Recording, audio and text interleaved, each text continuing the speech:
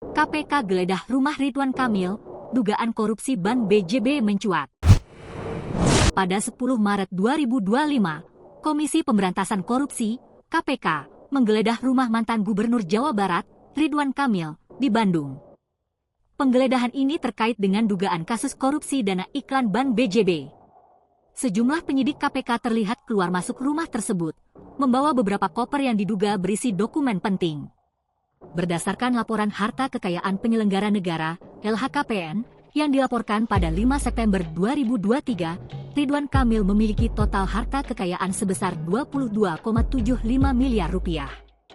Harta tersebut terdiri dari berbagai aset, termasuk properti, kendaraan, serta uang tunai dan investasi lainnya.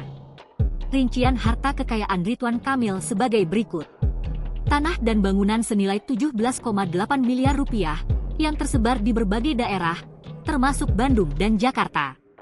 Alat transportasi dan mesin senilai 1,9 miliar rupiah, terdiri dari beberapa mobil pribadi dan kendaraan dinas.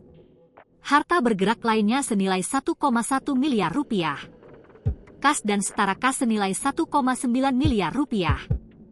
Penggeledahan ini menjadi sorotan publik, mengingat Ridwan Kamil selama ini dikenal sebagai sosok pemimpin yang bersih dan berintegritas.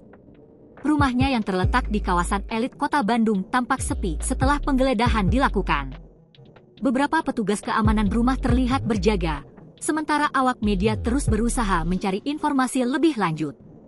Hingga saat ini, belum ada pernyataan resmi dari Ridwan Kamil terkait penggeledahan tersebut.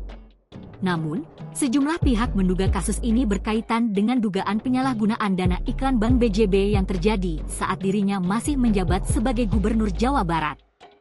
Kasus ini diduga melibatkan beberapa pejabat lain di lingkungan pemerintahan Jawa Barat. Sebagai informasi, Ban BJB merupakan ban daerah yang saham mayoritasnya dimiliki oleh pemerintah Provinsi Jawa Barat. Dugaan penyalahgunaan dana iklan ini dikaitkan dengan aliran dana yang tidak transparan dan diduga melibatkan beberapa pihak swasta. Download Tribun X sekarang, menghadirkan lokal menjadi Indonesia.